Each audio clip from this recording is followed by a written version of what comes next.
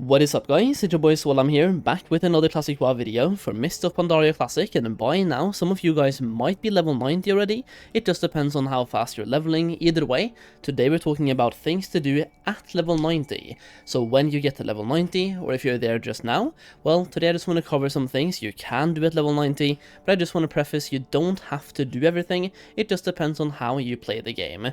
Either way, a word from today's sponsor, and then we get into it. Here we go.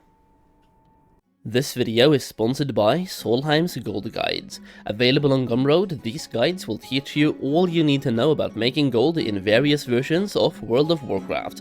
Farming, crafting, flipping, several different ways of making gold, all in one place. You also get access to a Discord server where you can interact and share ideas to make even more gold together. In that same Discord server, you will also get early access to gold making videos and exclusive content. So, if you are ready to take your gold making to the next level, go to solheim.gumroad.com and find the gold making guide for the version of WoW that you are interested in.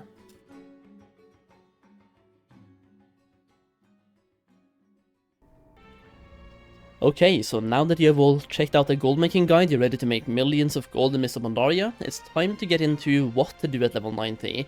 But first, we have to kind of think about what content is available in Phase 1, and for that I just want to go back to the blue post about the announcement for the launch itself, and what content is available in Phase 1. For anyone who already knows this, just skip ahead 1 minute in the video, and there we go. Either way, Phase 1 basically introduces level cap raised to level 90, and full access to Pandaria content, the Jade Forest, Valley of the Four Winds, Krasarang Wilds, Kunlai Summit, the Veiled Stair, Townlong Steppes, Dread Waste, and Veil of Eternal Blossoms. We also get challenge mode dungeons right away, that is really fantastic. 3 brand new raids, Morgushan Vaults, Heart of Fear, and Terrace of Endless Springs. Then we have 2 brand new world bosses, Shah of Anger and Galleon, aka the Warband, and then we have a couple of dungeons, actually 3 reworked ones, and 6 brand new ones. You also have scenarios, you have the factions, they kind of play a big deal here by the way of what you want to do at level 90, and then you have 2 battlegrounds and 1 new arena.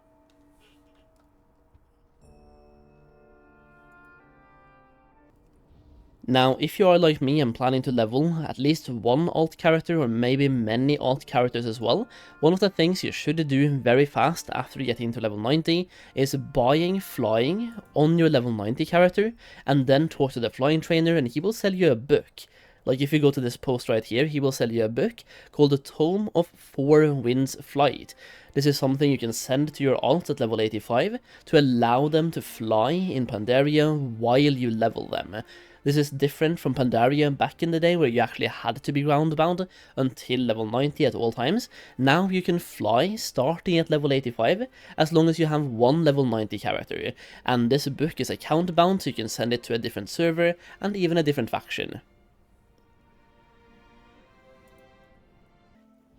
Now, getting into some actual level 90 content, one of the first things you will want to do as soon as possible is start doing dailies. And I will also say that if you are leveling, like depending on how you're leveling, if you have been just dungeon grinding, you can also go back and do a bunch of quests, because reputation in Mists of Pandaria is super important. You will want to work on basically every single faction that you can here, and when it comes to getting reputation, it works differently than Cataclysm. You can't just get to friendly, then buy a tabard and spam dungeons. The only way to get reputation really is to do dailies, and then you can get extra reputation every single day by doing, for example, a daily dungeon or even scenarios. As you can see here, scenarios gives me plus 200 and my first dungeon gives me plus 300. So you can get 500 rep every single day by doing a daily plus a scenario, a daily dungeon I mean, plus a daily scenario, while also getting valor points. So basically hitting 2 birds 1 stone, getting valor capped and also reputation at the same time. Other than that, you are simply doing dailies to get reputation. And when it comes to doing dailies, well, first of all, you want to click star on the faction you want to get rep with in dungeons, and other than that, simply do dailies. While talking about dailies, you also kind of want to work towards your tiller's farm, as you get your own farm at the Half Hill Market in Mists of Pandaria. This farm looks different at the start, you only have 4 plots of land, you can then upgrade to 8, 12, and finally 16. You also get tools helping you out to plant things faster, so you have like you basically have different tools. You have this, the watering can, and the shovel that you start with, and then you get a plow eventually. So basically a shovel, but you can do all 4 at the same time. This right here, you basically unlock at the start, and then you have to do dailies and get your reputation up to keep this going. So work on reputation with every single faction, including the tillers. Now, while doing your daily quest for reputation, you also get a currency called Lesser Charms of Good Fortune, and you can convert these into Elder Charms of Good Fortune through a weekly quest, allowing you to get bonus rolls. And what I would suggest doing is get enough Lesser Charms to do the weekly quest, which should be 50 charms by the way, get your Elder Charms, and then, once you have your Elder Charms, do the world bosses. As we just looked at the post for Phase 1, world bosses are available in Phase 1, so get Galleon as soon as you can, and then you also have Shaw of Anger at different spawn locations in Kunlai Summit. You really want to kill these world bosses whenever you can, on a weekly basis to get that loot. Going over to the world bosses themselves, if you look at, for example, Salius's Warband, go to the loot, they can drop first of all a mount, but also 496 item level pieces. And going over to, if you go to Shaw of Anger for example, this guy can drop 483 PvP pieces, but also some tier sets. So tier hands 496 and also tier legs 496. Now, going back to the daily grind, you also have a faction or reputation called the Order of the Cloud Serpent, which you really want to get to Exalted to be able to ride these Cloud Serpents right here. Now, this one right here you can work on at the Arboterum in the Jade Forest, exactly where I'm located right now. And the thing is, you don't need to just do dailies with these guys, you can actually farm out Exalted in day 1, if you're lucky and you spend a bunch of time farming. The thing is, first of all, the dailies gives you a lot of reputation, right? But you can also farm Onyx eggs on the Windward Isle. Basically, just fly around the isle and hope to get lucky, and find an egg. You can also find, I have a video about this, about every single spawn location for the eggs on my channel, but you can also find them on Wowhead so you know exactly where they spawn. Because the thing is, those eggs, they have certain spawn locations, but if you don't really want to do that, just look around the mountains and try to fly around and look for black eggs along the mountains and on top of the mountains, and you will find them every now and then. Alternatively, when you're doing your dailies, just do one more lap around the island while doing the dailies, and look for any eggs at the same time, effectively hitting 2 birds with 1 stone. And even though I have a video about this already, I just want to show you guys what those eggs looks like. So here you have one of them, called a Onyx egg. You simply loot this, and you can hand this in for more reputation with the Order of the Cloud Serpent. And next up then, for anyone who's interested in gold making for example, working on professions is really good for making gold as well. Get your professions to the 600 skill. This might be expensive, but usually it's definitely worth doing. And this character right here for example is doing tailoring plus inscription. Tailoring is great for both crafting gear and also farming. You get more cloth while farming. And then you have inscription being great for making, for example, Darkmoon cards. I have a couple of videos about this already, but you basically make a scroll of wisdom, which has a daily cooldown by the way now, and then you turn this scroll into a random Darkmoon card, basically allowing you to make 1 Darkmoon card every single day per scribe that you have. And for tailors you can make Song of Harmony, but you have to be in a location in Valley of the Four Winds at the Silken Fields. So place your tailors at Silken Fields and make one of those every single day as well.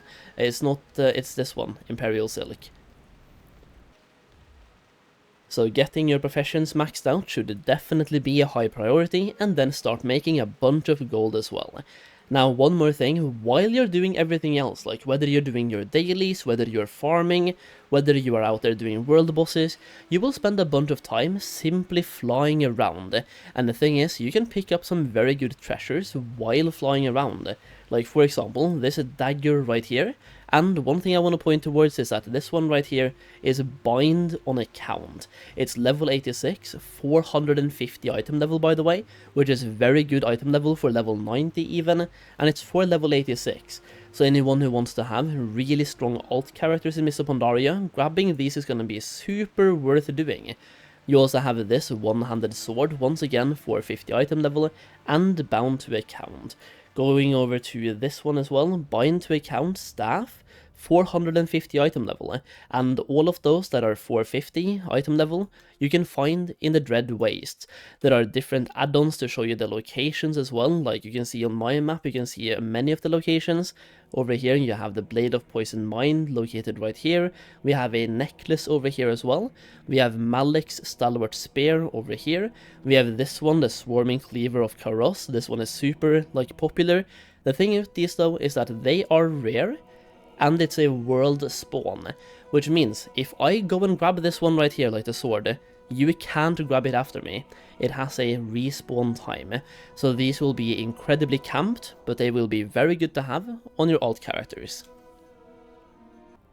And once all of this is done, I would say you can kind of enter maintenance mode, where your main goals are capping your valor points every single week, which you can do through a random dungeon every single day, plus a random scenario every single day. And for those of you doing challenge modes, you also get valor points from doing challenge mode dungeons. So just make sure you cap valor points every single week, and apart from that, do your dailies every single day to work on reputation, and do world bosses every single week as well. And apart from that, if you have any activities that you think are important to do at level 90 that I haven't mentioned here, please feel free, there we go, please feel free to leave those in the comments down below. And if you enjoyed the video, consider dropping a like, it really helps me out, and subscribe for more content in the future as well. Either way, thank you for watching, I really do appreciate it, and I'll see you guys in the next video very soon.